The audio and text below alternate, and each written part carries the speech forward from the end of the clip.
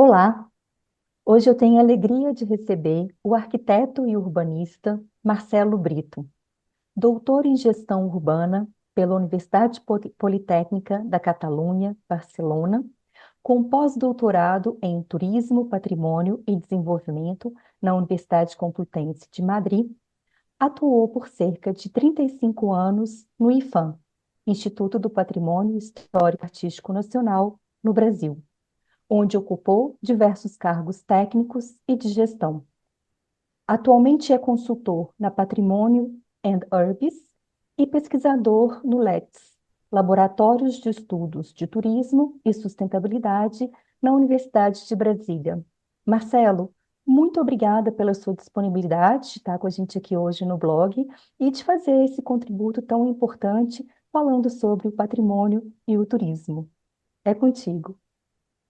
Obrigado, Daniela. Eu acho assim, eu só tenho inicialmente a agradecer pelo convite, né? Você, como diretora de licenciatura em turismo da Faculdade de Economia e Gestão da Universidade de Açores, para mim é um prazer e uma oportunidade de poder compartilhar, né, com todos aqueles que acessam o blog esse tema, que é um tema assim que eu considero extremamente interessante e muito atual, né, diante, né, da dinâmica que o turismo tem adquirido, né, na vida de todos nós, né, e, por outro lado, né, o patrimônio como um recurso extremamente importante e estratégico, né, na realização dessa atividade.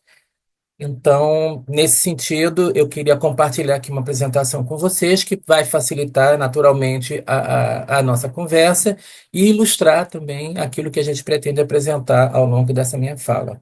Como eu mencionei, a minha intenção aqui seria justamente de trazer uma reflexão sobre esse binômio, dessa relação entre patrimônio e turismo, né, enquanto uma aliança estratégica para, né, o desenvolvimento de territórios criativos. Então, basicamente, seria essa a minha intenção aqui dessa nossa fala, tá?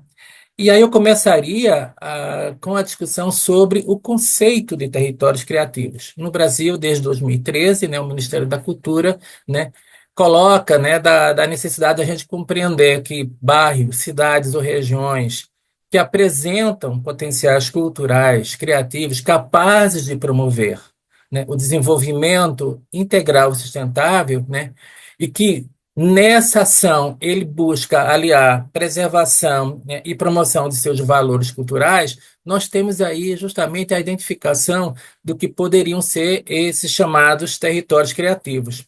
Então, eles são locais, né, onde as referências culturais existentes elas dão impulso, né, à realização de atividades econômicas que tomam a cultura como base para a sua promoção, configurando que o e-commerce, né, desde 2008, né, sinalizou como aquilo que a gente chama de espírito do lugar, né? O ambiente, né, a energia, a aura que aquele lugar tem. E isso está expresso de que forma? Está expresso na configuração espacial e volumétrica desses espaços, né, que aí é onde estão os bens materiais, né, da cultura, e também nas manifestações diversas a eles associadas, que seriam os bens imateriais da cultura, né? Então, o patrimônio cultural ele tem justamente na sua conformação aqueles elementos, né, da dimensão material e da dimensão material que vão sendo, né, reconhecidos, identificados, né, e valorizados pela sociedade, por aqueles que detêm aqueles próprios bens culturais, né? E que se tornam naturalmente, né, referências, né, e atrativos para aqueles que visitam, né, esses lugares. E nesse aspecto, a economia criativa decorrente, né, como um fenômeno que é inegável, né, econômico do final do século XX, né, ele utiliza as forças da cultura, né, atrelada à tecnologia e na inovação, que vai, né, reconfigurando esses espaços das cidades. Essa é uma recomendação, em definição que apresenta a Suzy Silva desde 2022, aonde traz justamente, né, essas preocupações básicas para trazer à luz a importância que a cultura tem dentro do ponto de vista econômico, né? Então, a gente teria aí como uma iniciativa, né, em termos de experiência que já está em curso há mais de 20 anos, né, promovida pelo Unesco, que seria a rede de cidades criativas. E aí eu trago essa discussão porque justamente, né, esse programa que a Unesco desenvolve traz à tona a necessidade da gente entender, né, que existem esses espaços que podem ser configurados como territórios criativos e que naturalmente aí o patrimônio é o elemento base, é o elemento que gera, que possibilita, né, justamente a promoção desses ambientes como ambientes de interesse e de promoção social, cultural e econômica, né, dessas localidades. Então, a Rede de Cidades Criativas da Unesco é um projeto, né, que ela lançou em 2004, né, para promover a cooperação entre as cidades, né, que reconhece a criatividade como um fator importante no seu desenvolvimento urbano, né, nos aspectos econômicos, sociais, culturais e ambientais, e considera a criatividade um elemento estratégico do desenvolvimento sustentável. O interessante aqui é porque a cultura ela passa a ter, né, uma importância enquanto vetor para o desenvolvimento dessas localidades, né? E aí a criatividade ela reside nessa capacidade, né, de criar, de produzir, de inventar coisas novas, sendo original, expressando o pensar fora da caixa. Ou seja, você trabalha a partir daquilo que você tem, né? E retrabalha, né, reconfigura, né, revaloriza e coloca em destaque, de forma a aquilo gerar, né, bem-estar, né, social, econômico e desenvolvimento cultural para essas localidades, né? Então, a rede, ela tem como objetivo, né, favorecer a mútua cooperação internacional, né, com e entre as cidades membros comprometidas, né, em investir na criatividade, né, como um motor de desenvolvimento urbano sustentável, de inclusão social, né, e cultural vibrante, né? E é, de fato, uma via que alimenta e faz avançar o pensamento, né, sobre esses chamados territórios criativos. Por isso, de eu trazer logo em destaque, a partir do entendimento do conceito, né, territórios criativos, né, esse programa que vem sendo empreendido pela Unesco desde 2004, como eu falei inicialmente. E aí você percebe o quê? Você já tem aí dentro dessa rede, né, determinados campos criativos que são destacados, porque as localidades, a partir das referências culturais que nela, né, se expressam, se destacam, né, você tem sempre um enfoque, né, um pouco mais, vamos dizer assim, incisivo, né, que dá um perfil, que dá uma caracterização desses territórios, que podem ser artesanato e artes populares, artes digitais, filme e cinema, design, gastronomia, literatura, música, né? Esses são os campos criativos que foram definidos pela Unesco para a busca do reconhecimento desses territórios, né? Com base naquilo que é mais destacável em termos de referência cultural nessas localidades. Então, atualmente, a rede ela é composta de 350 cidades em mais de 100 países. Então, para você ver que já há, né, uma expansão bastante significativa, né, pelo mundo afora sobre esse conceito e sobre o potencial, né, e as possibilidades que isso pode trazer dentro de uma ação onde a cultura ganha, né, uma importância e uma dimensão estratégica para o desenvolvimento. Então, a ideia aí é colocar a criatividade e as indústrias culturais no centro dos seus planos, né, nessas cidades, de desenvolvimento a nível local, né, e cooperar ativamente a nível internacional. Então, é uma maneira de você valorizar ao mesmo tempo, né, o local e o global, né, buscando interagir, né, a partir justamente do conceito de turismo, né, criativo, quer dizer, a rede ela reconhece esse conceito de turismo criativo, né, definido como a associação, né, entre uma viagem e experiências, né, criativas, né, e participação. E aí eu queria trazer, do ponto de vista do conceito, né, quais poderíamos destacar como princípios principais, né, que englobam, que envolvem essa atividade específica, né? Então, a primeira nós chamaríamos, ou nós teríamos a participação ativa, né? Como aquela onde o turista ele não é apenas um observador, mas ele é um participante ativo em atividades culturais e criativas, né? Como oficinas de artesanato, culinária ou música, por exemplo, né? Você teria aí como outro princípio a autenticidade, né? As experiências elas devem ser genuínas, conectadas à cultura local e respeitar, né, as tradições e valores da comunidade. Então é onde justamente se busca evitar a produção de simulacros, que a gente acostumou muito a ver isso, né? Quando você visita determinadas localidades, aí você vê como se fosse uma espécie, sabe aquelas pílulazinhas que são só animadoras para você ter uma ideia, olha como seria e tal. Então, no turismo criativo, né, o que se busca é você se relacionar com a manifestação tal qual ela é, no momento em que ela ocorre, nas condições objetivas e práticas naquela própria localidade, né? Um outro aspecto importante do turismo criativo seria a cocriação, ou seja, há uma troca, né, entre turistas e comunidades locais, onde ambos contribuem para a criação de experiências únicas, né? Então, você sair daqui do Brasil, seja de qual localidade você esteja, e ir à Itália, e ir, por exemplo, à cidade de Nápoles, e participar de uma atividade educativa, vamos dizer assim, prática, de aprender a fazer a pizza napolitana tal qual ela é, na sua autenticidade, é, poderíamos aí enquadrar isso dentro daquilo que se chama de turismo, né, criativo.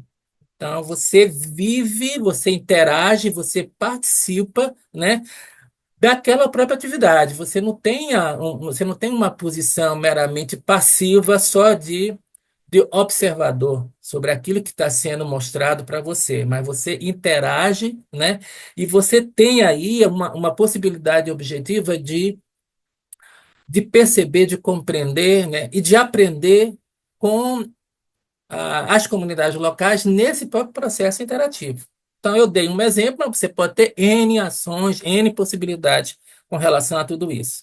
Um outro princípio importante é o da própria sustentabilidade, né, onde o turismo criativo ele busca gerar impacto, né, positivo, né, promovendo um desenvolvimento econômico, social e cultural dessas comunidades envolvidas, de maneira que ela, de fato, seja beneficiária, né, desse processo, né, dessa atividade turística, que ela não seja apenas um mero espectador e que não se beneficie, né, da própria atividade que se produz na localidade onde ela vive, né? Então, acho que esse é um ponto essencial no sentido de pensar um turismo nesses moldes, né? Um quinto princípio seria o da educação e do aprendizado, no sentido de que as atividades criativas elas, né, oferecem, né, oportunidades de aprendizado, né, permitindo que os turistas desenvolvam novas habilidades e conhecimentos. Então, você sai muito mais enriquecido, né, do lugar após visitá-lo. Então, não é aquela simplesmente, vamos dizer assim, fruição, quase que só, vamos dizer assim, do entretenimento, né, ou estético sobre aquilo que você vê, mas você tem aí, né, um crescimento, né, um crescimento pessoal, portanto, algo que realmente te preenche na medida em que você define determinados objetivos de conhecimento que no fundo acabam por te possibilitar, portanto, um aprendizado, né, direcionado. E por último, eu chamaria aquele princípio da conexão emocional, né? Que no âmbito do turismo criativo, né, as experiências elas criam vínculos emocionais profundos entre os visitantes e os destinos, porque você passa a compreender melhor porque eles são da forma como são. Então, a história do espírito do lugar tem aí, né, um quê todo especial, porque então você se sente, né, mais é, vamos dizer assim, integrado, né, àquele próprio ambiente. Então, você não é um intruso naquela localidade, porque você busca mergulhar, né, na própria realidade a qual você está, né, passando a visitar. Então, eu colocaria aqui aí, do ponto de vista desses aspectos conceituais, eu destacaria, né, o Crispin e o Richards, né, que foram os pioneiros, né, no conceito do turismo criativo, né, que foi cunhado, né, no início dos anos 2000, né, e que defendiam que o turismo criativo ele vai além, né, do turismo cultural tradicional. Na realidade, eu particularmente entendo e defendo que tudo isso que nós estamos falando tem a ver com um turismo cultural sustentável, né, aonde o turismo criativo é parte integrante desse turismo cultural, né, que se pretende fazer. Porque o que eu acho que realmente que é o que eles fazem avançar nessa reflexão é de que é necessário você sair dessa posição, vamos dizer assim, distanciada, passiva, né, daquele visitante que apenas recebe informação sobre aquilo que está sendo mostrado e muitas vezes sem até compreender o que é aquilo e por que que aquilo é daquela forma. Então, esse turismo criativo ele acaba por gerar uma situação de muito mais assim, de gerar um impacto maior na própria, né, no próprio visitante, na medida em que ele incita a uma maior interação. Então é importante aí pensar, né, como que nessa atividade, né, o turista ele pode se envolver nesses processos de criação e aprendizado, né, permitindo, portanto, que ele se conecte de forma mais profunda com o próprio destino. Né? Então, para Crispin e Richards, assim, esse turismo criativo, ele é assim uma evolução do turismo cultural, né? Então, que oferece, né, experiências transformadoras e personalizadas, né? A chamada customização, que do ponto de vista de quando você faz aí essa articulação com os aspectos da inovação, né? Com toda essa questão da interatividade, da questão digital, de você poder formatar, né, de maneira mais precisa, né, a sua experiência a partir dos seus anseios, a partir dos seus próprios interesses, e não você simplesmente se enquadrar, né, em algum produto turístico pré-definido, pré-estabelecido, sobre o qual você poderia não ter um interesse pleno, mas que você acaba por realizar, porque é o que estaria à disposição, né, para você acessar, né, como consumidor turístico. Então, é, essa essa possibilidade que o turismo criativo traz, né, valoriza tanto o visitante quanto a comunidade local, porque justamente aquilo que resulta da atividade tem uma participação, né, mais ativa de ambas as partes. Então, eu queria dar esse destaque, porque justamente essa possibilidade de você identificar, a partir desses recursos patrimoniais existentes nessas localidades, né, como que você pode, de fato, né, otimizar e intensificar, né, esse tipo de atividade, que me parece é uma atividade que está em alça, né, cada vez mais, vamos dizer assim, suscitando interesse, mas que ela demanda, né, um trabalho também mais direcionado, ele é mais acurado, eu diria, do ponto de vista, né, da própria promoção, do planejamento e da promoção da atividade turística, né, nas localidades. Do ponto de vista das redes criativas, aí quando a gente pensa quais são as cidades criativas no Brasil, né? Atualmente, em 2025, nós temos 14 cidades, né, que já fazem parte dessa rede, né? E aí eu trago aqui a referência delas, né, atualizada, seriam no campo do artesanato e artes populares, João Pessoa, na Paraíba, no cinema, Santos e Penedo, né? Santos em São Paulo, Penedo em Alagoas, no design, Brasília, Curitiba, e Fortaleza. A gastronomia, nós temos Belém, Florianópolis, Paraty e Belo Horizonte, né? Literatura, nós temos o Rio de Janeiro. Na música, nós temos Salvador e Recife. E nas artes midiáticas, nós temos Campina Grande. Então, assim, o que a gente percebe é que já há um interesse, que vai sendo aí despertado, né, nessas localidades, mas que a gente sabe muito bem, diante da diversidade cultural brasileira, dessa riqueza que nós somos a partir da maneira como nós fomos sendo forjados enquanto sociedade, enquanto nação, né? As possibilidades, né, inúmeras que nós temos pelo Brasil afora, né, de você ter localidades que possam, né, destacar determinados aspectos, né, do campo criativo e com isso você ter aí a possibilidade de avançar, né, e de oferecer, né, um tipo de produto turístico que, de fato, valorize aquilo que essas localidades possuem, né, e tornem, de fato, muito mais eficaz, muito mais efetiva a própria atividade turística, né, nessas localidades.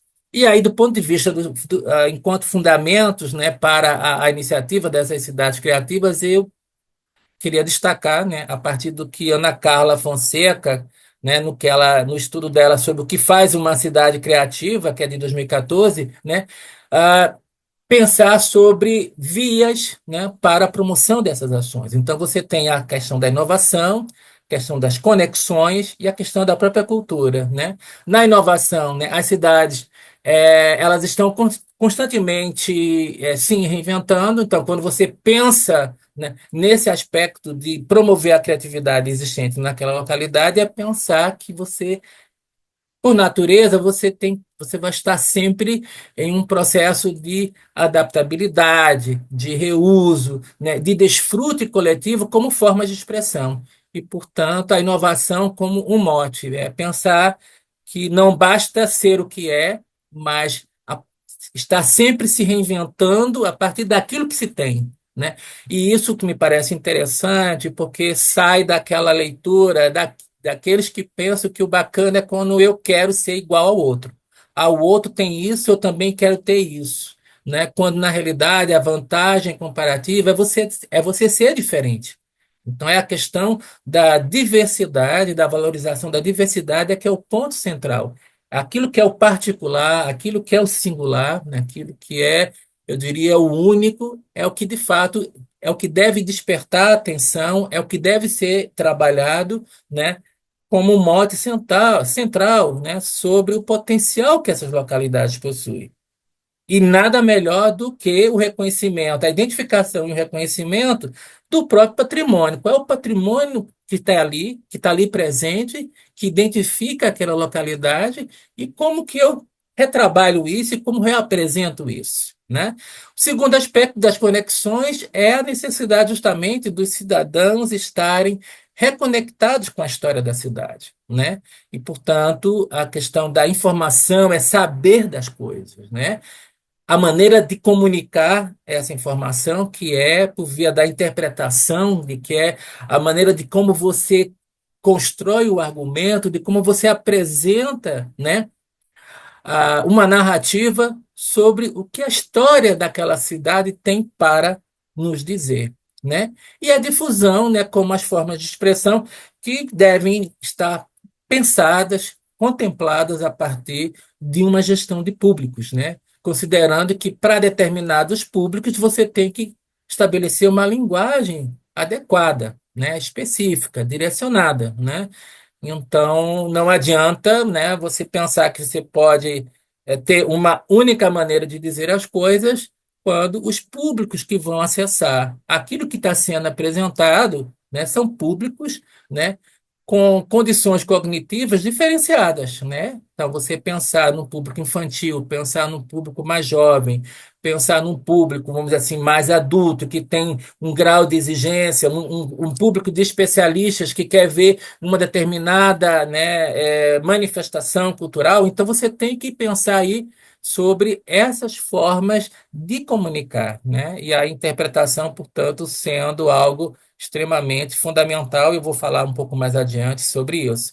E o terceiro ponto, naturalmente, né, o da cultura, que é o das cidades, né, terem projetos culturais. A gente muitas vezes chega em determinadas localidades e fica se perguntando, do ponto de vista da gestão local, qual é o projeto cultural dessa localidade, né? Essas cidades valorizam de fato a sua cultura, né? E aí eu estou falando desde a administração, né?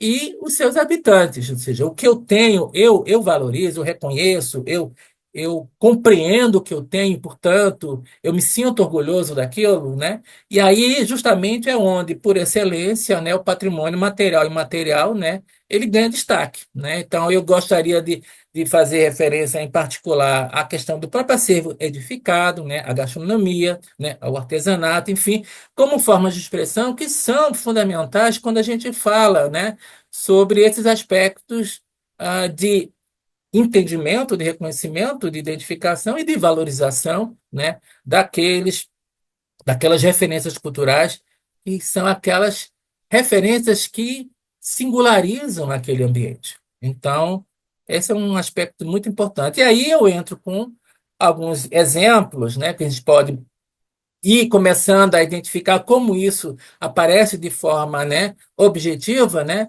partindo do primeiro ponto, que é entender o patrimônio cultural como um recurso. E aí, quando a gente olha, né, os guias itinerários, né, de arquitetura, que muitas localidades, né, possuem, aí eu trago dentro, obviamente, do caso brasileiro, algumas delas, né, aonde você tem aí uma intenção, né, de incentivar leitores, né, a percorrer a cidade, né, para conhecer edificações com linguagens arquitetônicas e usos diversos em seu contexto urbano, né?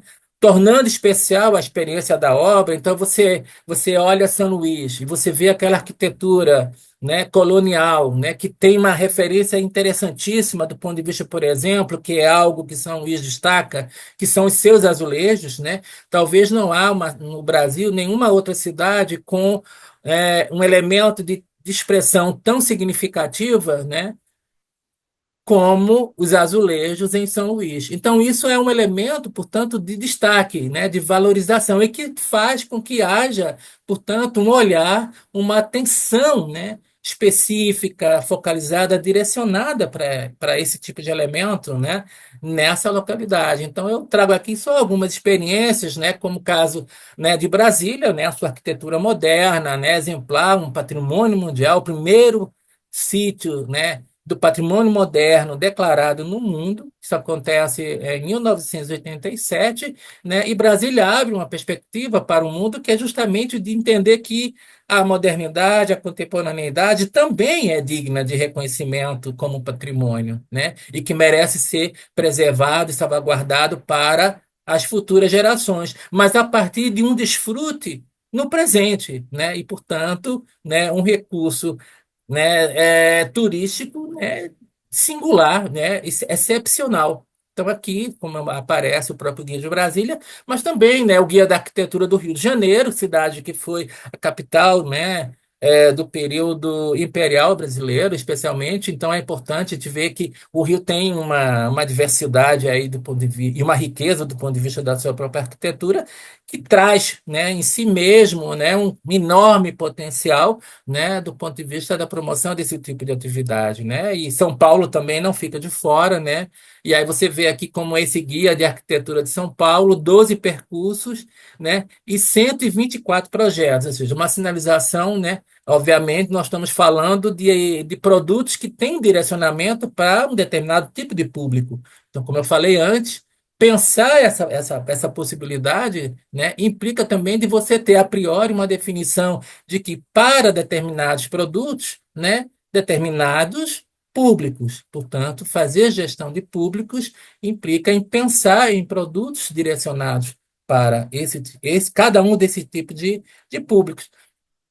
A gente tem, por exemplo, aqui essa experiência de São Paulo, né, da Prefeitura de São Paulo, da arquitetura pelo centro histórico, né, onde você tem, né, roteiros temáticos que são estabelecidos, e aí você, a partir do roteiro que você seleciona, você vai ter aí uma possibilidade, né, específica de dar um direcionamento para o tipo de visita que você quer fazer, e daquilo que você quer acessar, daquilo que você quer, com o que você quer interagir. Então, mas aí eu queria trazer, que me parece extremamente interessante, que são os mapas afetivos, né, que têm sido mais recentemente, né, utilizados, aplicados, né, um recurso, né, que objetiva demonstrar, né, como se revelam, né, as lembranças, né, e de que forma elas são transportadas para o papel em desenhos, em falas a partir da história oral. Então, aí você tem uma interação mais intensa a partir, né, da vivência, né, e da percepção local das pessoas que vivem no local, né?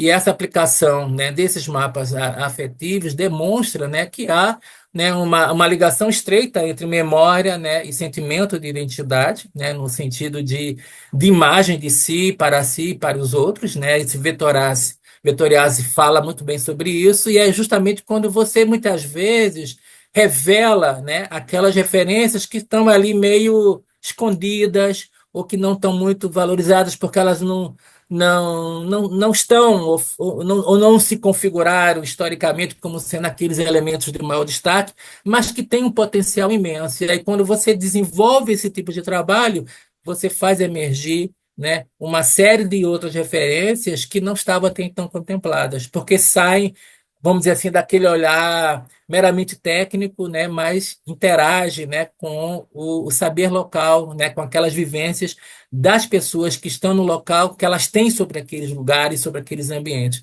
E aí eu trago aqui algumas experiências, né, como o mapa afetivo dos cafés de Brasília, quem mora em Brasília sabe muito bem, né, que é algo que tem a ver com um rito, né, um rito processual do brasiliense de ir aos cafés, né?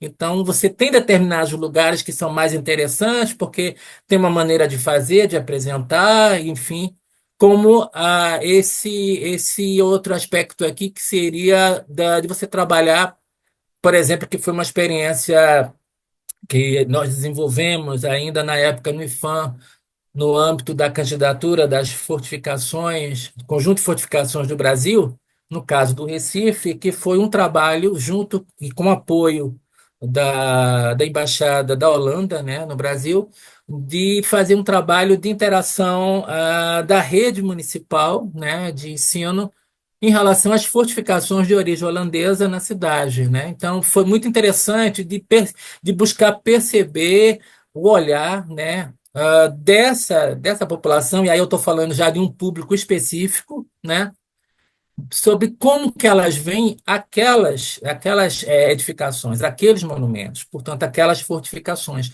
né, e como que isso pode gerar, né, uma forma diferenciada, né, de você oferecer uma atividade turística, né, sob um olhar que não estava até então percebido, compreendido, revelado. Então, isso me parece extremamente interessante, né? Uma outra iniciativa, essa é uma iniciativa até onde eu pude, vamos dizer assim, compreender um pouco melhor e pesquisar. Ela teve foi um aumento, né, nos anos 2010, né? Não tenho notícia de que essa iniciativa tenha se perpetuado, né?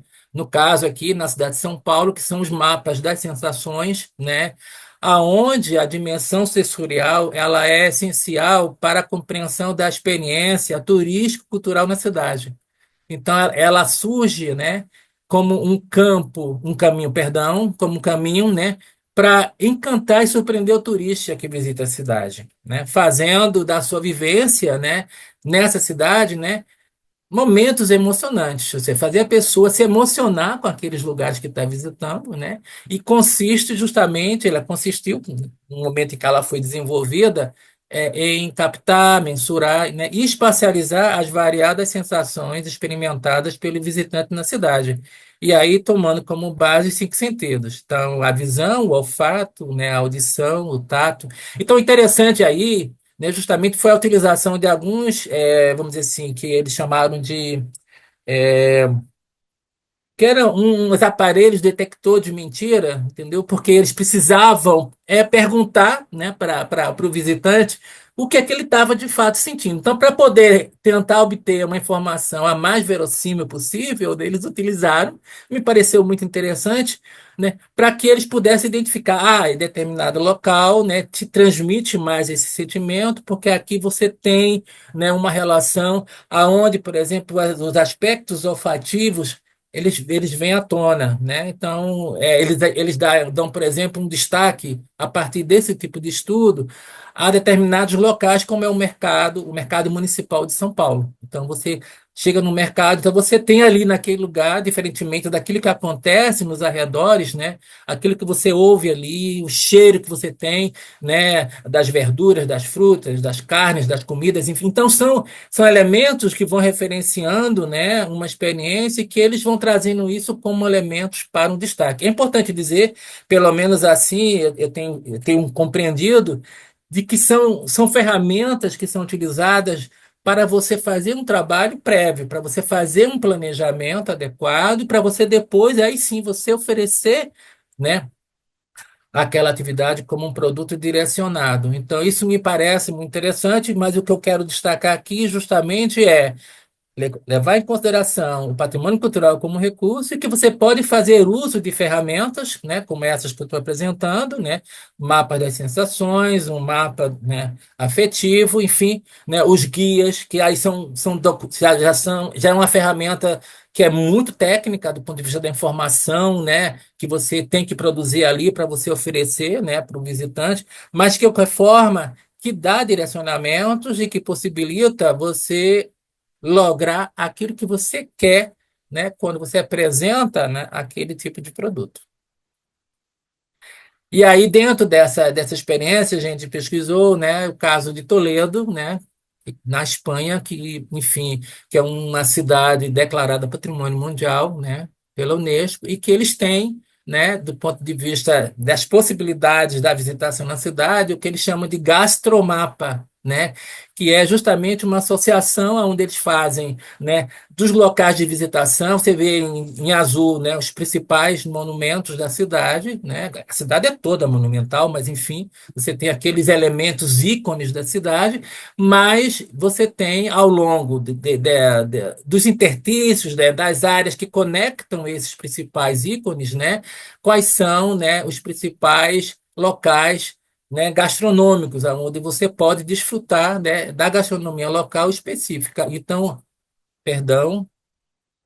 Então, me pareceu aqui muito interessante essa experiência promovida, né, por Toledo, né? E aí, naturalmente, né, quando a gente está falando da gastronomia, a gente está falando da dimensão imaterial do patrimônio que está associado, né, aos modos, né, e jeitos de fazer, aos saberes e aos fazeres locais, né? Nesse caso aqui, com a questão da culinária. Então, aquilo que você pode, de fato, desfrutar, né, na cidade de Toledo, levando em conta, né, essa espacialização, né, e essa associação com tudo que é a carga cultural, a carga histórica existente, né, na cidade de Toledo. E, obviamente, né, apesar de eu já ter feito essa referência, eu não poderia de trazer à luz, né, a questão de entender, portanto, o turismo cultural como meio, porque ainda que você possa ter esse entendimento de que o turismo criativo ele é uma própria evolução, né, do turismo cultural, mas eu entendo de que a gente ainda no Brasil precisa aprofundar mais em relação ao entendimento sobre como tratar e como lidar, né, com esse segmento turístico, né? E a gente tem, né, o trabalho que foi desenvolvido à época, em 2006, foi do Ministério do Turismo, aonde traz justamente, né, esse conceito do que seria, né, do que nós poderíamos compreender como turismo cultural, ou seja, as atividades turísticas relacionadas, né, à vivência do conjunto de elementos significativos do patrimônio histórico e cultural, né, e dos eventos culturais, valorizando e promovendo os bens materiais e imateriais da cultura. Então, assim, eu entendo que esse conceito que o Brasil estabeleceu já em 2006,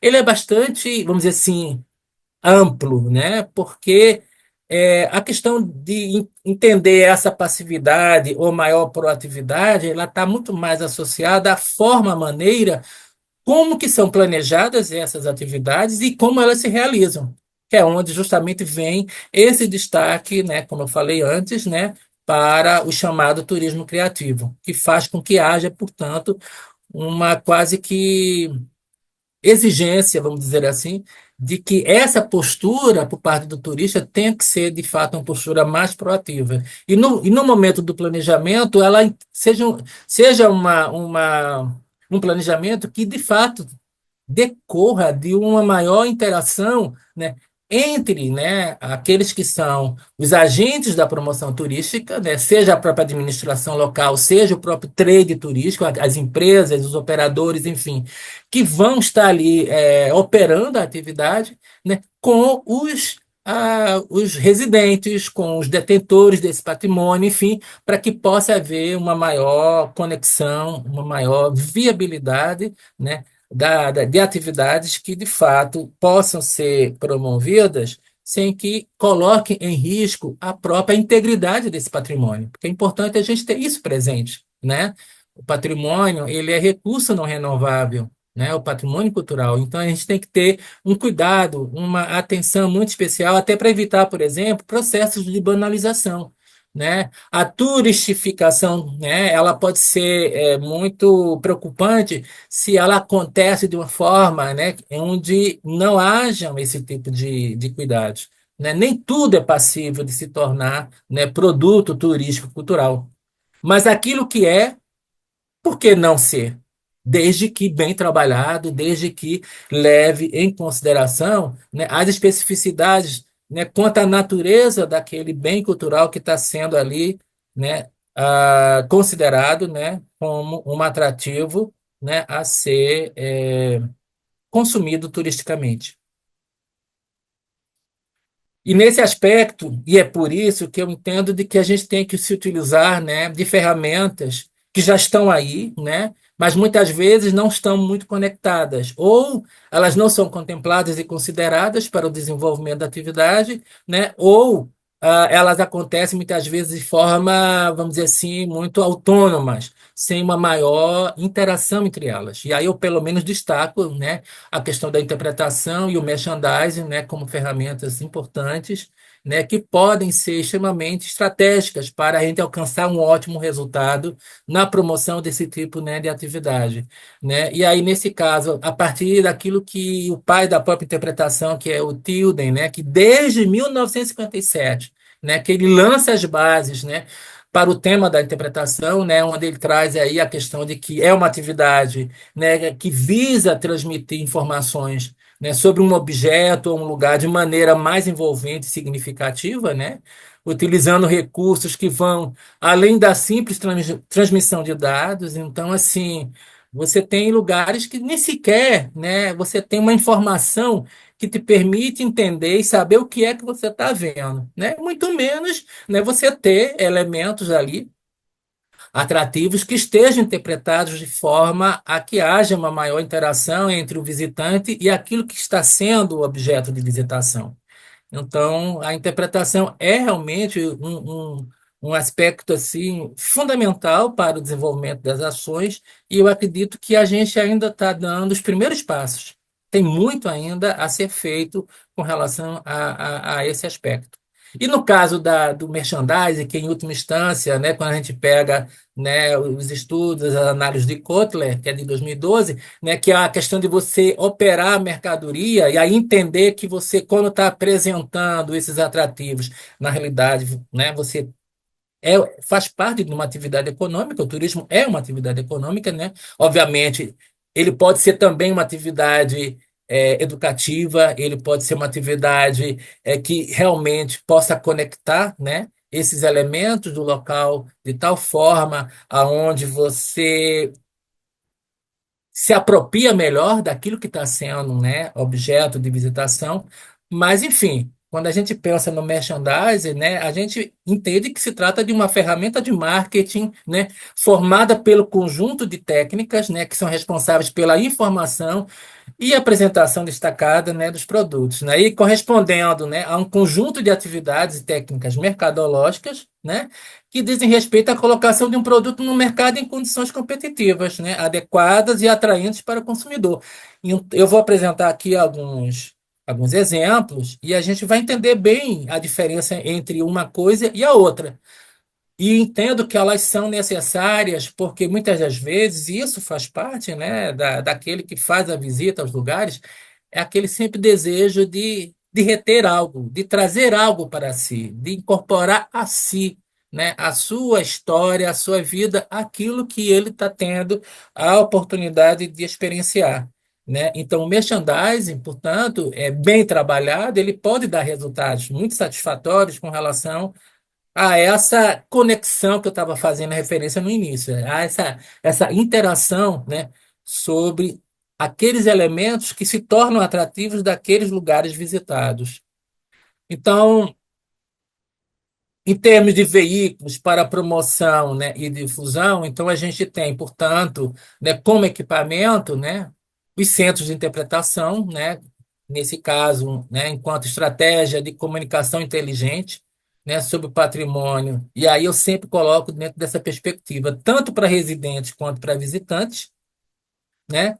E considerar que se trata de um espaço de apresentação, né, e experimentação do conhecimento, né, de forma atrativa para essa audiência que visita esse equipamento, né? Portanto, um espaço, né, que ele seja catalisador e indutor, né, e que ele possa ser ao mesmo tempo também orientador da visita que você faz na localidade, né? Então, a gente tem aí experiências muito interessantes. A gente teve a oportunidade, né, no IFAM, de levar gestores de sítios do patrimônio mundial brasileiro, né, a Portugal, por exemplo, para conhecer, né, experiências de implantação de centros de interpretação em sítios declarados Patrimônio Mundial em Portugal, para entender justamente qual era a lógica, né, de implantação, né, a visão conceitual, né, estabelecida, né, e como esses elementos, né, eles favoreciam, né, a indução, por exemplo, de uma visitação, né, de uma roteirização turística nessas localidades. Então, isso é bem interessante a gente pensar desse potencial que esse equipamento de fato possui, porque ele é um espaço de acolhimento de visitantes, né? Que apresentam, né, e interpretam esses lugares, né, em uma linguagem acessível, né, e aí, como eu falei, a questão da gestão de públicos, né, você tem que pensar que isso pode estar bem direcionado tanto para adultos como para crianças, né, preparando e ordenando a visita, né, a esses locais, porque muitas vezes, e aí eu dou o caso brasileiro, como sempre, né, como de sempre, muitas vezes você chega em determinadas localidades e você não tem um ponto de referência por onde eu começo, né? Eu tenho várias entradas, mas assim, se eu faço por ali, o que que aquilo me resulta? Se eu faço por aqui, é a mesma coisa, não é? Então, assim, muitas vezes isso fica dentro de um processo muito aleatório e que há aí a tendência, né, como ocorre em muitas localidades, quando você tem uma massificação turística, né, que é aquela situação de que você gera ah, condições inapropriadas de visitação, né? Então, o overtourism ainda chega a ser algo realmente inadequado, ele é nocivo para as localidades, para o próprio visitante, porque ele fica insatisfeito com a visita que ele faz, ele não consegue, né, desfrutar de forma adequada, né, daquilo que ele está fazendo, porque justamente a ideia aqui do centro de interpretação é que ele funcione como um elemento indutor, né, para a gestão de fluxo de visitantes. Então, isso evita, né, de que quando você chega numa localidade, todo mundo vai ao mesmo tempo, na mesma hora, visitar o mesmo lugar. E aí se torna impraticável, né, a visitação. Você faz porque você tem que fazer, mas aquilo deixa de ser prazeroso, aquilo deixa de ser enriquecedor, aquilo deixa de ser interessante para você, porque do ponto de vista da aplicação dos conceitos de capacidade de carga nessas localidades e de capacidade de acolhida turística, né, você tem aí condições totalmente, né, inadequadas para a realização dessa atividade. Então, é importante dizer que esses centros de interpretação, ele naturalmente, ele depende do objeto a ser interpretado, né, podendo reportar-se a monumentos, a centros históricos, a sítios arqueológicos, a paisagens culturais, a itinerários culturais. Portanto, assim, as tipologias, né, é, que tem cada uma desses tipos, né, de patrimônio, né, é o que vai dar, né, a caracterização, né, desses equipamentos. Vocês veem aqui nessa imagem, ao fundo, a igreja dos clérigos no Porto, né? Essa igreja foi totalmente restaurada e foi implantada, né, nas suas instalações, na parte mais posterior, não na nave principal, o centro de interpretação, né, da Igreja dos Clérigos, onde você também acessa a torre e tem uma vista panorâmica da cidade, muito bem estruturado, muito bem organizado do ponto de vista da visita que você realiza, até porque você olha a igreja a partir de posições, eu diria, inusitadas, que você não visita de forma natural em qualquer outra localidade. Então, você tem aí perspectivas, olhares diferenciados, tornando muito atrativa, muito interessante a visita, né, a esse monumento. Então, isso para dizer que quando você está interpretando, nesse caso, você tem um equipamento em um monumento, é um tipo de interpretação que você coloca, mas outra coisa é você ter uma interpretação, né, do centro histórico, né, por exemplo, aí da Baixa Pombalina, né, no centro de Lisboa. Né? É bem diferenciada a visita que você faz quando você faz sem visitar o centro e depois que você visita o centro. Porque você passa a compreender melhor a história daquele lugar, o que aconteceu, o terremoto, né, o tipo de construções, a estrutura de gaiola que foi constituída na época do Marquês de Pombal. Então você começa a visitar a cidade de outra forma. E tudo é colocado dentro de uma linguagem que é acessível, não é uma questão só para arquitetos, engenheiros, etc, etc. Não, é colocada de uma forma que as pessoas passam a entender aquilo e compreendem. Poxa, aqui é por isso que agora eu estou vendo essa localidade que tem esse traçado urbano, que tem essas construções nessa altura. Então você passa a ter um outro entendimento sobre aquilo que você está vendo. Que muitas vezes é como se nós passássemos por lugares sem nem saber por onde nós estamos andando, né? Sem saber por que que aquilo é daquele jeito, por que é daquela forma, enfim. E aí a gente entende que esse tipo de equipamento ele favorece, né, uma outra apropriação por parte dos visitantes a esses lugares.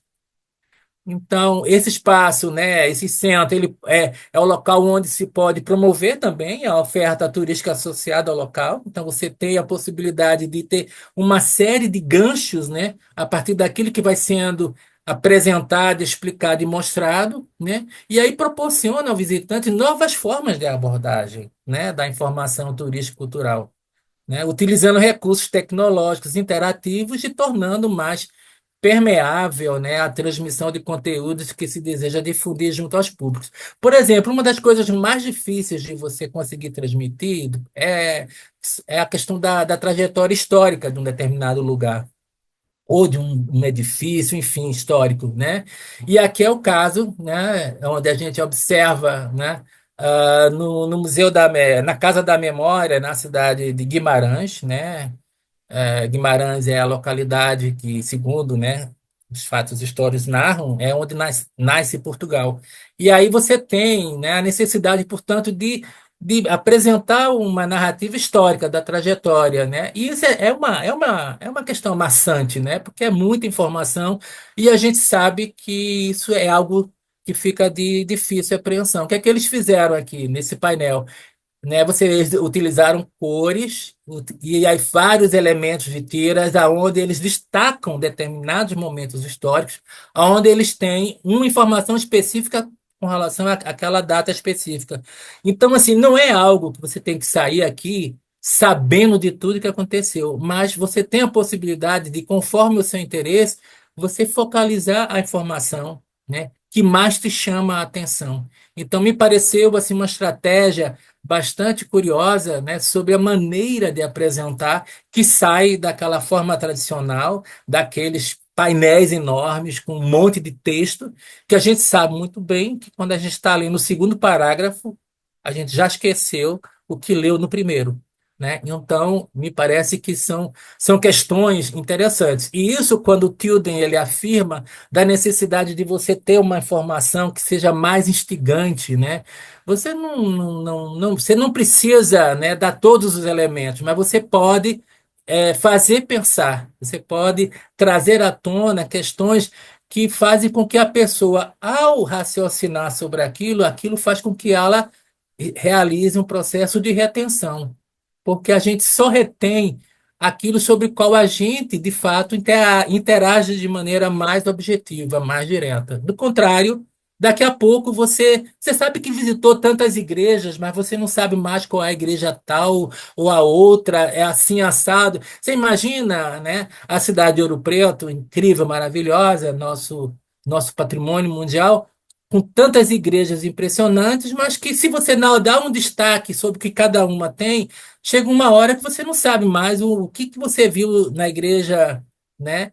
Do Carmo, né? Enfim, aí você começa a ter uma dificuldade de compreensão sobre até sobre aquilo que você de fato visitou. E aí você fica no máximo com aquela experiência estética do tipo, ó, que lindo, ai, é maravilhoso, é muito bonito, mas fica por aí, né? Então, pensar nessas estratégias de comunicação é fundamental para você justamente qualificar essa visita.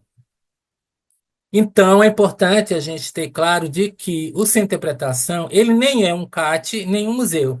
E aí, CAT, né, ele não é um centro de atendimento ao turística, meramente, né? Então, assim, naturalmente, né, para além do local de atendimento ao turista, por isso que ele não é só um CAT, né? Ele não exige, né, a existência de acervos para existir. Olha só, exige existência e existir. Ou seja, ele não demanda, não é uma obrigação de que haja um acervo para que se possa ter, né, um centro de interpretação. Se você tiver, tanto melhor, né? Mas não é uma condição sine qua non, né? E o importante é que esse centro ele deve se configurar a partir dessa história do lugar, tanto em função da questão documental que você pode acessar para poder desenvolver o que pode ser esse equipamento, mas especialmente, eu diria, né, não menos importante, da questão da documentação oral, daquilo que você consegue, né, captar, interagir, né, coletar, né, a partir das pessoas que vivem naquele local e que traz para dentro desse equipamento uma informação, né, atualizada, né, e que responde, né, às vivências daqueles que fazem a história, que fazem a cultura, enfim, daquele próprio lugar. Então é importante justamente a gente ter claro de que a gente não está falando de museu quando a gente está falando de um centro de interpretação. Agora, se tem acervo, naturalmente, esse centro de interpretação vai ter que desenvolver uma série de atividades que estão relacionadas a atividades que normalmente você faz no museu por ter acervo, né? Ações de conservação, ações de pesquisa, ações de catalogação, de documentação, que são naturalmente ações, né, de equipamentos museológicos. Mas é importante dizer que para existir um centro de interpretação, você não precisa pensar que você tem que implantar um museu. Não se trata disso, tá? Então, o centro de interpretação ele é um espaço de acolhimento, né, e recepção de turistas e visitantes, né, com informações diversas, né, sobre o sítio, seus valores preservados, né, e que a partir de uma experiência sensorial que ele pode oferecer, né, eles auxiliam a vivenciar a história do lugar, né, e compreender as características, né, e o valor universal excepcional que aquele lugar tem, além de interar-se sobre a oferta cultural e natural existente na localidade onde aquele sítio se encontra, né? E sobre os produtos e os serviços turísticos associados, né, aos atrativos patrimoniais existentes. Isso aqui está literal, porque eu tirei justamente do decreto, né, federal, número 9.763 de 2019, que na interação que nós tivemos na época do IFAM com o Ministério do Turismo, nós conseguimos estabelecer, né, uma orientação sobre o que poderia ser entendido no Brasil, né, como sendo um centro de interpretação. É importante dizer, quando eu faço referência aos aspectos sensoriais, né, nós visitamos, né, o Centro de Interpretação do Vale do Douro, né, e aí lá você tinha, no processo de visitação do centro de interpretação, você tinha um momento em que você cheirava, né, os vários tipos de vinho produzidos no Vale do Douro, que tinham, né, coloração também diferenciada. Então você já fazia uma série de associações e que no final da visita você fazia uma degustação, né, de determinados vinhos. Então a importância, né, justamente da questão sensorial, fundamental, né? onde você, através não só da visão, que eu diria que é o sentido mais demandado, que é o mais explorado nos processos, né, de visitação, né, turística, mas é de você também fazer uso dos outros sentidos, né, no momento da visitação. Então, você pode explorar, sim, é bastante interessante, porque são possibilidades práticas, né, daquele processo de retenção que eu falei antes, né, aonde na interação que você vivencia, né, você acaba por, vamos dizer assim, introjetar, né, por você guardar referências, memórias sobre aquilo que você, de fato, né, está sendo ali instigado a interagir. E que você depois vai visitar no local e você vai fazer imediatamente a referência em relação a olfato, a paladar, enfim, não somente a visão. Inclusive a tato também, né? Dependendo, né, do tipo de abordagem, de elemento que você está, né, destacando, né, como de referência cultural, de interesse para a visitação turística do lugar. Associada a isso tudo, né, outro aspecto importante tem a ver com o quê? Com, obviamente, com a sinalização turístico-cultural dessas localidades, no sentido de ressignificar e de reapresentar conteúdos. E aqui a experiência que a gente desenvolveu na época de FAM, quando eu fiz o concurso nacional para o estabelecimento do emblema do patrimônio cultural brasileiro, que nós não tínhamos, um elemento gráfico, né, de visualização que indicasse isto aqui é um patrimônio cultural brasileiro, nós temos agora, né?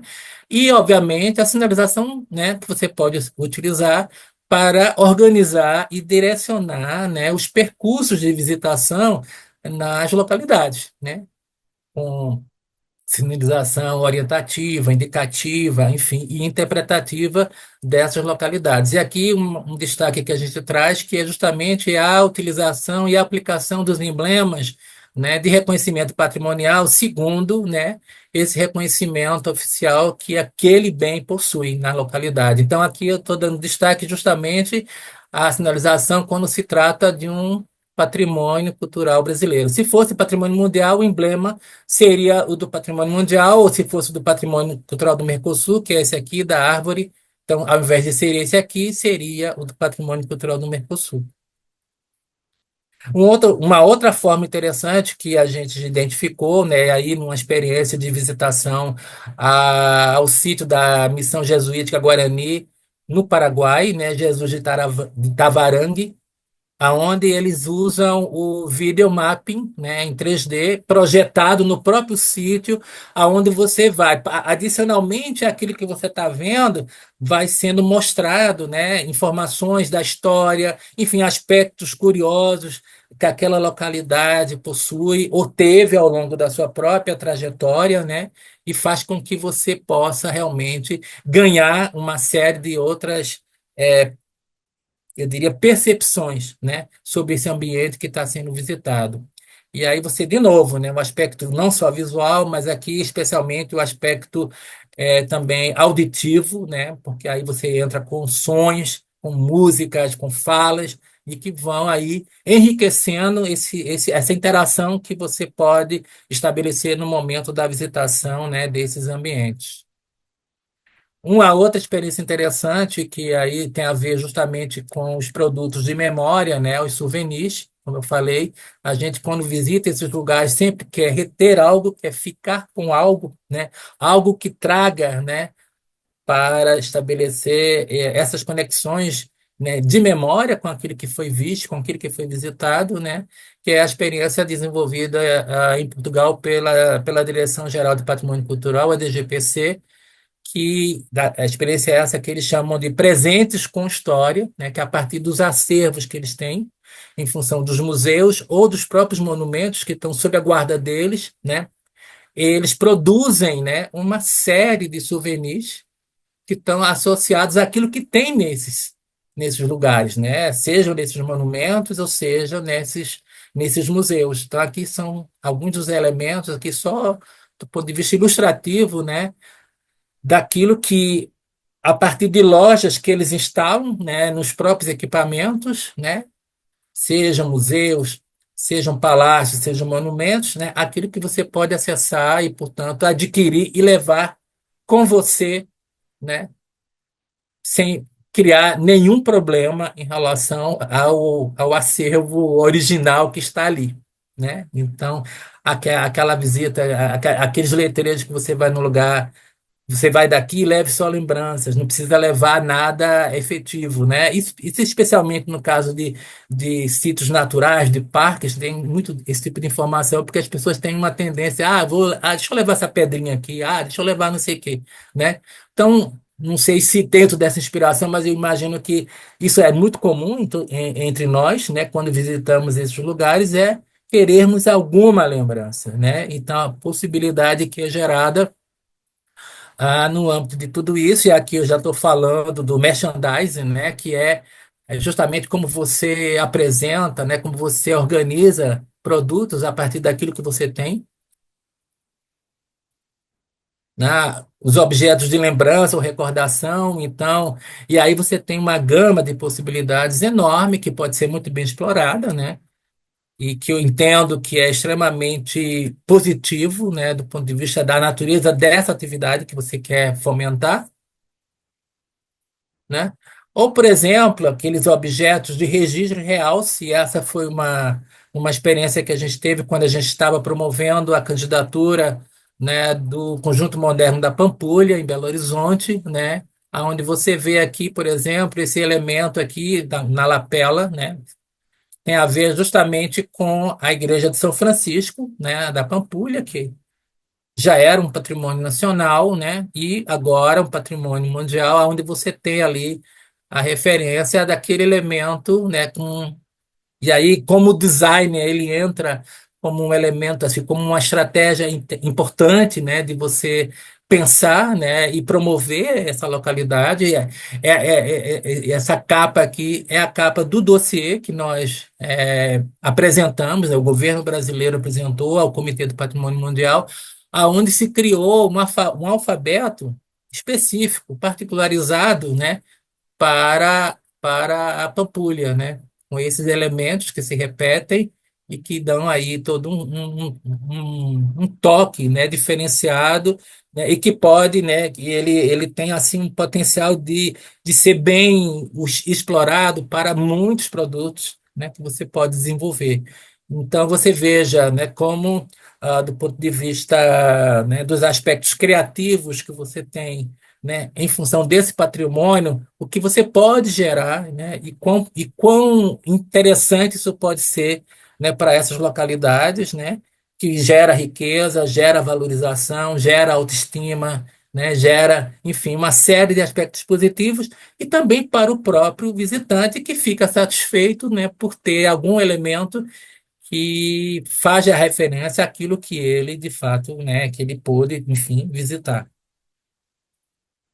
E aí eu queria, né, encerrar minha fala justamente com essa questão que eu acho que é extremamente, né, importante, mas que eu vejo que ainda há assim, uma série de impasses, porque essas questões ainda não estão, como eu falei antes, né, devidamente conectadas, né, que seria a necessidade, né, sim ou não, eu acredito que sim, mas enfim, né, de espacializar, né, territórios criativos, né, e aí eu vou além daquilo que o próprio Ministério falou, né, que eu acho que de repente você pode ter situações onde ruas, né, podem ser declaradas como um território criativo, né, justamente levando em conta, né, a questão de ter o patrimônio turismo como referências, né? E, nesse caso, trabalhar aqui o entendimento nessa confluência aqui, nesse esqueminha que eu apresento,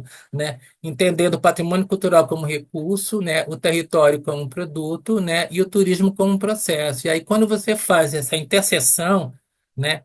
Desses três âmbitos, você tem aqui, né? O chamado sítio histórico turístico. Significa dizer que quando você está visitando, né, uma localidade, onde a cultura, onde o patrimônio é o teu elemento de motivação central, você não visita toda a cidade, você visita uma parte dela. Então, para aqueles que são os planejadores, aqueles que vão operar a atividade turística, é importante a gente entender e reconhecer que parte é essa, e o que que existe nela, e por que que é essa e não outra outra parte da cidade, né? E a gente sabe que tem a ver justamente com a presença, né, daqueles elementos de referência cultural que estão ali, sejam os bens materiais da cultura que estão ali, como também, né, as manifestações culturais que ali acontecem, que são chamados bens imateriais da cultura. E é isso que configura, né, justamente esses espaços. Mas aí a minha questão, e aí eu acho que esse para essa reflexão que eu deixo em aberto, é se justamente esse chamado sítio histórico turístico, né, seria o território criativo, né? Acho que por excelência, mas é possível que você possa ter alguns outros elementos, algumas outras espacialidades que possam não necessariamente estar essencialmente restritas a esse território, mas que precisa, portanto, de um entendimento maior até para estabelecer as conexões necessárias para que no momento das atividades, né, da interpretação, né, e do merchandising, você possa ter aí uma verdadeira, um maior, eu diria, um melhor aproveitamento, né, de todos esses recursos que possam existir, né, nesse território, nessa cidade. Então, com isso, eu encerro, né, e obviamente deixem aqui em aberto para algum esclarecimento específico que queira fazer, Daniela. Mas para mim, assim, dentro daquilo que era meu objetivo, era isso que eu gostaria de trazer, né, para vocês. Muito obrigado. Marcelo, eu que agradeço aqui, né, por essa palestra tão rica, né, rica em teoria e também muito rica também em prática, né. Eu agradeço pelos exemplos que você trouxe, né, aqui para gente, Brasil, Portugal, Espanha, né, em uma fala muito contextualizada na realidade, né. E toda a sua vivência de fã também traz aqui, né, uma gama de conhecimentos realmente surpreendentes, né? É, eu tenho aqui uma primeira questão, né? A gente sabe que o turismo criativo, ele pode enriquecer a experiência do turista, né? E eu queria saber como que os destinos e as empresas podem trabalhar em prol do seu desenvolvimento, né? Do desenvolvimento do turismo criativo. O que que os destinos podem fazer? O que que as empresas podem fazer também? Certo. Bom, eu talvez valesse a pena assim dar só um repasse novamente com relação à questão do turismo criativo, né? Que assim que busca assim proporcionar experiências autênticas, né, e interativas aos turistas, né, que ele pode ser desenvolvido, né, por destinos e empresas por meio de ações estratégicas e, né, e inovadoras, né.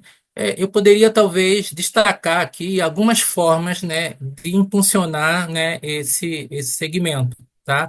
Então, a primeira, eu acho que é a questão da valorização da cultura local, né, no sentido de promover atividades interativas, né? No momento em que pode organizar oficinas de artesanato, culinária regional, dança ou música, né? Onde os visitantes possam aprender e participar ativamente. Exemplos que eu dei, né? Aquela questão, por exemplo, da pizza napolitana, quer dizer, você vai lá, você não vai só degustar a pizza, você vai lá e vai aprender com um pizzaiolo como faz a autêntica pizza napolitana. É totalmente diferente, né?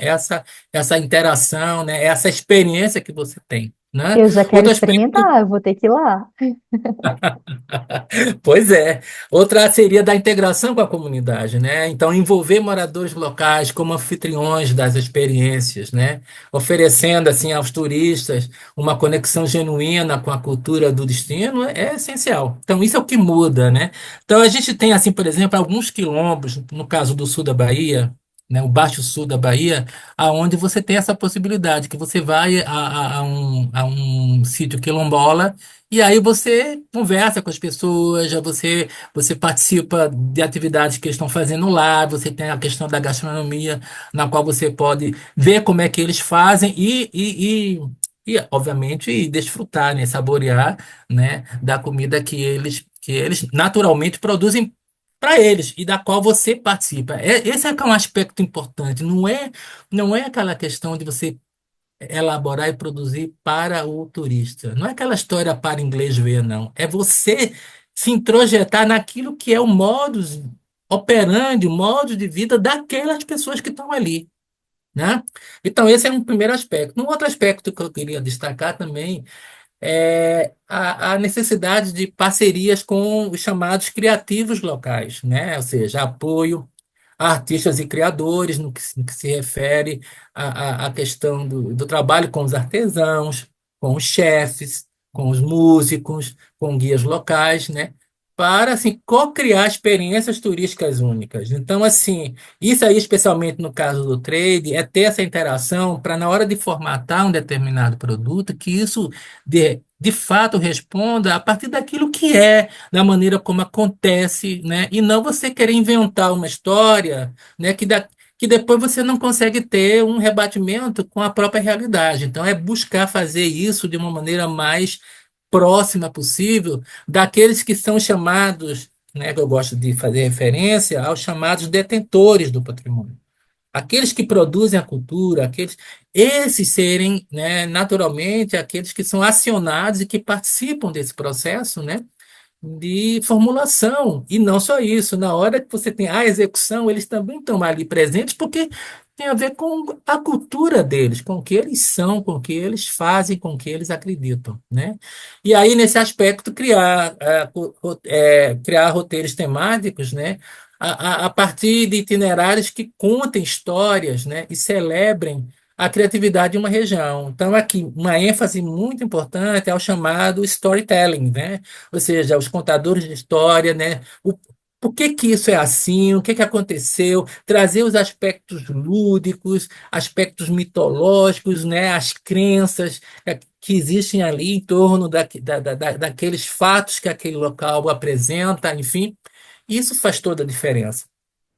Um outro aspecto seria da inovação em tecnologia, como eu tinha falado também. É importante a gente trazer, né? Nós estamos no século XXI, nós temos que pensar em termos das plataformas digitais, né? Utilizar aplicativos, né? As plataformas que possam, né, promover experiências personalizadas, interativas, né? Como tours visuais, né? Ou atividades gamificadas. E eu não falo de que isso, não tenho essa preocupação de que isso venha, né? Porque pode existir esse entendimento, e o receio, isso pode vir a substituir, né, o que seja a visita ao local. Eu acho que isso nunca vai acontecer, porque a gente sempre, né, nós somos seres humanos, né, nós somos seres sociais, nós queremos interagir, então acho que essa presença, né, essa vontade de participar de maneira objetiva, né, isso aí acho muito difícil que venha a ser substituído, né? E por outro lado, a gamificação, eu acho que é uma possibilidade lúdica interessante, né, que você pode fazer uso, especialmente no que se refere à roteirização e à gestão de públicos no território. Isso é algo realmente muito, muito possível. E eu vi uma experiência desse tipo em Córdoba, né, na Espanha, porque a tendência de todo mundo que chega em Córdoba é diretamente ir para a Mesquita. E aí fica impossível porque parece que só tem aquilo para fazer. E não, tem uma série de outras coisas interessantes na cidade para visitar. E aí, uma proposta de gamificação que eles fizeram foi muito interessante, porque faz você ir a determinados lugares para tentar responder determinadas perguntas que você só consegue responder ao visitar o lugar. E com isso você cria uma roteirização, né, eu diria várias, diferenciadas, para evitar justamente essa concentração, né, de visita a um único grande equipamento, enfim, grande atrativo que um local pode vir a ter. Né? Um outro aspecto importante, né, é a questão, né, obviamente, da sustentabilidade, né, e da responsabilidade no sentido de que fazer esse tipo de turismo significa fazer um turismo consciente, né? De promover práticas que respeitem, né? E que preservem, né? O patrimônio cultural e ambiental. E nesse caso também ter esse compromisso com a promoção de experiências significativas, né? No sentido eu diria, fomentar, né, atividades que incentivem o aprendizado, né, e a troca cultural, né, no momento da realização dessa atividade. Eu acho que isso é o que de fato torna, né, enriquecedora, né, a visita quando a gente está pensando em turismo cultural sustentável. Marcelo, acho que você traz aqui elementos muito estratégicos, né, e completamente ligados com a sua fala inicial, né, quando você comenta da importância aí da gente trabalhar com a sustentabilidade, né, com a autenticidade, com a cocriação, né, e como que isso contribui aí também para a conexão emocional, né? E quando você fala da importância, né, desse exemplo que você traz da comunidade, né? Eu queria saber se você conhece alguma experiência de criação de roteiro que foi feita de forma participativa, né, com os atores sociais envolvidos com aquele destino ou com aquela pequena comunidade, né? E se na criação desses roteiros, se você conhece a utilização da criação dos mapas afetivos, né? Que eu achei muito interessante essa proposta. Uhum. Olha só, eu vou inverter, tá? Vou começar primeiro pela questão dos mapas afetivos, porque, de fato, para a gente foi, assim, na época, né, uma experiência bem interessante, ainda que ela tenha muito se pautado naquilo que nós chamamos de educação patrimonial, né? Porque utilizou essa ferramenta, né, dos mapas afetivos, né?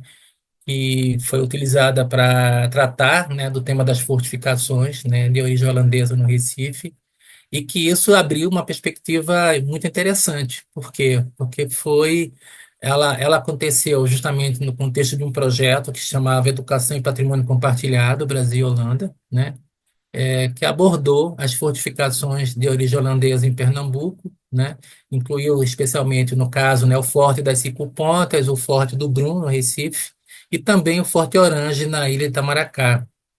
E esse projeto, assim, ele utilizou mapas afetivos como uma ferramenta para conectar, né, as memórias, né, e percepções da comunidade local com o patrimônio histórico, até no sentido da ressignificação daqueles equipamentos, daqueles monumentos naquelas localidades, né?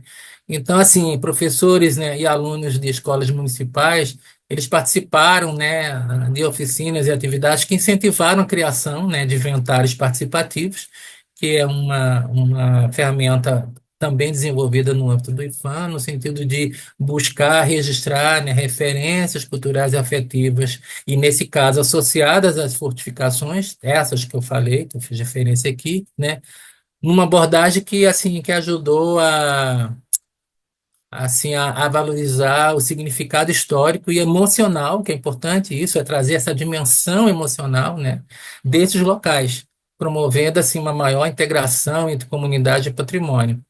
E o bacana disso, o interessante disso, né, é que os resultados deles foram organizados em uma publicação e gerou uma exposição intitulada Novas Velhas Batalhas, né, que destacaram as experiências e percepções territoriais da comunidade, assim, além de inspirar novas práticas de educação patrimonial. E o interessante é porque essa exposição ela foi instalada no Museu da Cidade do Recife, que é um equipamento de visitação turística da cidade e que, portanto, assim, acabou sendo um produto, né, oferecido para tanto os residentes da cidade do Recife quanto para visitantes, para turistas, né, ao visitarem o próprio Forte das Cinco Pontas, aonde funciona o museu. Então, assim, é uma experiência que tem um nascedouro na perspectiva, né, do patrimônio, estrito senso, na questão da educação patrimonial, mas que ganhou contornos mais amplos à medida que seus resultados possibilitaram, a partir da fruição, a partir da difusão, né, da informação e do conhecimento produzido no projeto, né, que aquilo se transformasse num produto turístico para visitantes da cidade do Recife. Então, é, eu vejo assim que a utilização dessa ferramenta ela é muito ela é muito oportuna, ela é muito estratégica, que ela pode oferecer resultados vários, né? Com relação ao que se pode significar você desenvolver e promover, né? Uma possibilidade de um turismo, né, cultural nessas localidades, a partir desses outros olhares, né? A partir de uma ressignificação, né? Saindo daquilo que eu chamaria de o óbvio, né? E, portanto, trazendo aí sempre um pouco esse aspecto da novidade, do inusitado no momento da realização, né? Da atividade turística, né? Nessas localidades. Então, imagino que com esse exemplo aqui eu consigo te atender e te responder ao que você me perguntou. Claro, Marcelo, perfeito. Assim, só para encerrar o nosso bate-papo, né? Eu ficaria aqui horas conversando contigo, porque uma riqueza de experiência que você tem, né? Imensa. Mas aqui eu só queria te pedir uma dica, né? Uma recomendação bem prática que você daria aqui aos gestores públicos, né? Brasileiros e também de outras cidades que tenham o patrimônio cultural muito forte, né, em todas as regiões do mundo.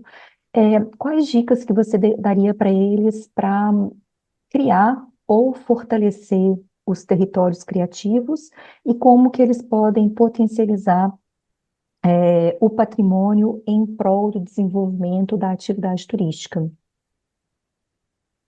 Bom, assim, eu penso que do ponto de vista de todos aqueles que atuam, eu acho que a gente tem que pensar tanto aí do ponto de vista dos gestores públicos, né, e mesmo do ponto de vista do trade, né, e eu ousaria incluir também, né, desses detentores locais, porque eu entendo que eles são parte, né, integrante e fundamental para o processo, né, de promoção de um turismo criativo. E quando eu estou falando turismo criativo, entenda que eu estou me referindo a uma dimensão importante que o turismo cultural sustentável deve ter. Tá? Por isso que muitas vezes eu falo turismo criativo, daqui a pouco eu falo turismo cultural, mas em última instância, na minha acepção, eu estou falando da mesma coisa, ainda que possa haver, né, entendimentos de que uma coisa é uma coisa e a outra coisa é outra coisa. Não, apenas que existem aí matizações, tá? Mas voltando, acho que pensar em ações, né, de fortalecimento, de criação, né, ou fortalecimento de territórios criativos, né, eu acho que a gente poderia definir aqui pelo menos algumas recomendações estratégicas, tá? A primeira eu acho que tem a ver com mapeamento e diagnóstico, aquilo que eu encerro, né, com aquela questão da identificação desses territórios, né, passa pela identificação das vocações locais, né, no sentido da realização de estudos para mapear, né, esses locais, né, esses territórios e especialmente, né, mapear os talentos, né, os recursos culturais ali existentes, né, e criativos presentes no território. Então você pode perceber assim que uma determinada localidade tem uma vocação muito forte para a questão da música, né? Então, você tem que perceber isso e isso vem em função dessa identificação, né? Desse mapeamento que você faz, né?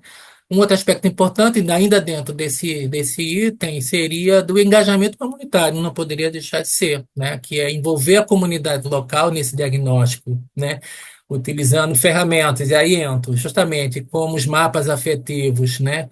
Para captar percepções e valores culturais, fundamental, né?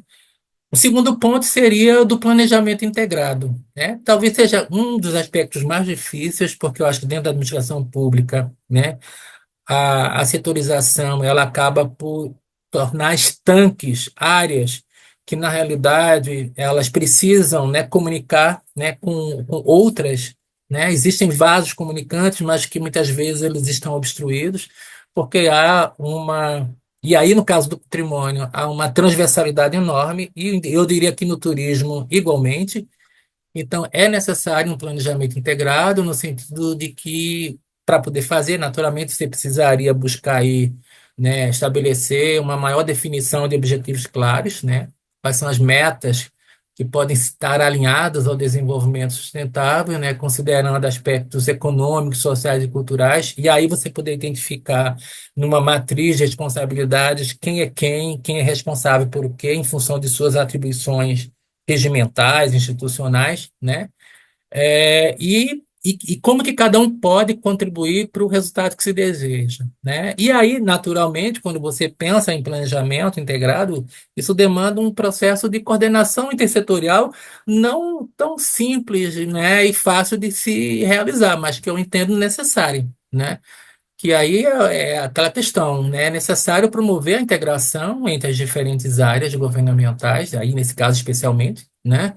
Porque são as grandes, eu diria, promotoras, mobilizadoras, né, desse processo, como as áreas de cultura, de turismo, de educação e de urbanismo. Isso é para levar em consideração os âmbitos que a gente está se referindo aqui, mais diretamente, né? E o terceiro ponto seria o fomento à cultura, à economia, desculpa aí, a economia criativa, né? Que seria pensar em formas de apoiar empreendedores locais. E aí eu vejo isso que você pode ter frentes diversas, né? No sentido de oferecer capacitação, né? Incentivos para negócios criativos como artesanato, gastronomia, design, por exemplo, levando em conta, né, as referências culturais que existem na localidade, né? Então, aquela coisa, para de querer ser igual ao outro e valoriza aquilo que é seu, aquilo que te dá identidade, que te valoriza, que te identifica, que te distingue dos outros, né?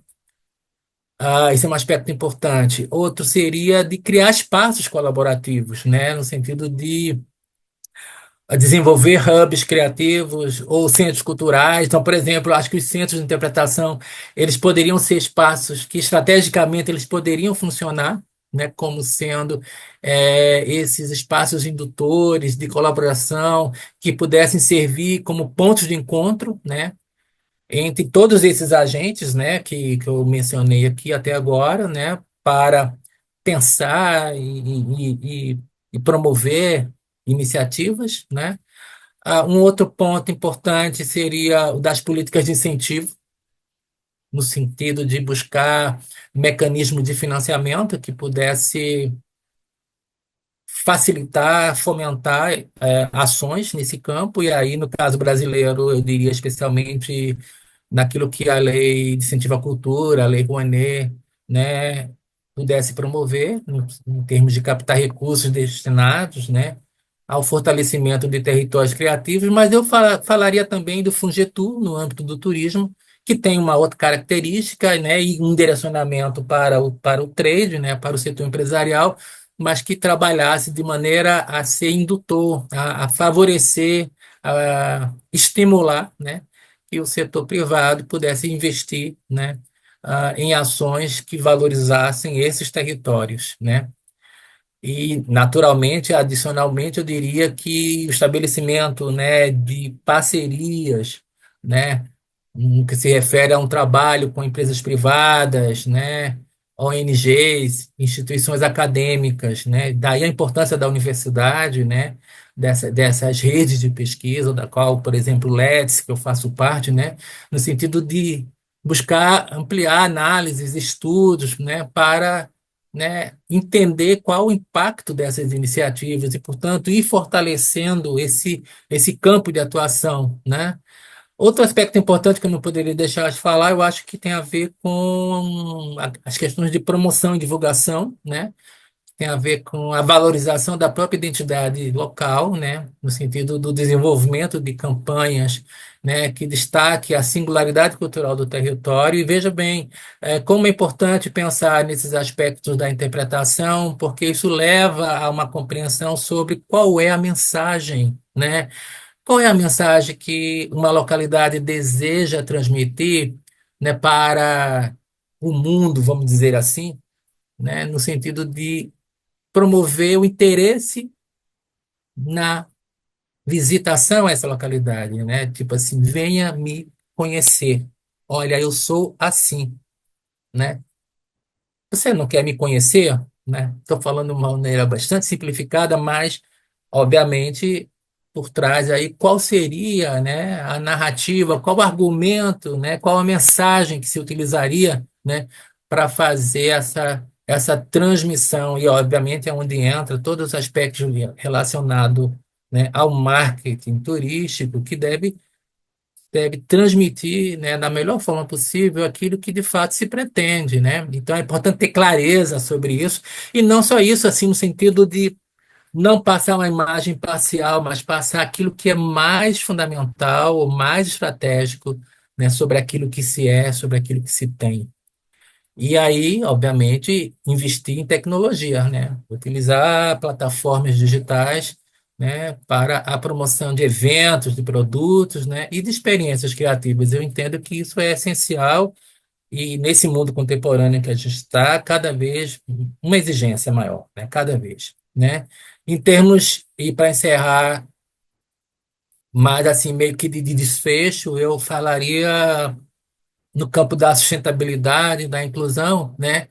É a possibilidade que esse tipo de iniciativa pode ter enquanto ações que auxiliam, que ajudam, né, a preservar o próprio patrimônio cultural, portanto, buscar garantir ações que respeitem, né, e valorizem a história e as tradições locais, né, e, como não poderia deixar de ser, nessa perspectiva, né, promover a inclusão social, que seria, nesse caso, né, ter uma atenção, né, eu diria, primordial para que as ações que viessem, né, a ser, né, empreendidas, que elas beneficiem diferentes grupos, né, da comunidade, né, especialmente aqueles mais, né, vulneráveis. Então, eu acho assim que pensar nessas questões enquanto assim diretrizes que ajudam, né, a criar territórios criativos vibrantes, né, vivos, né, e que não apenas pensem em só impulsionar, né, a economia local, mas que também, né, fortaleçam a identidade cultural e o bem-estar da comunidade, para mim é extremamente inspirador, né, e fundamental. Então, eu encerraria com esses tópicos aqui. Marcelo, inspirador é te escutar. Muito obrigada, foi assim um grande prazer te ter aqui no blog e venha mais vezes com texto de opinião, entrevistas e outras palestras também.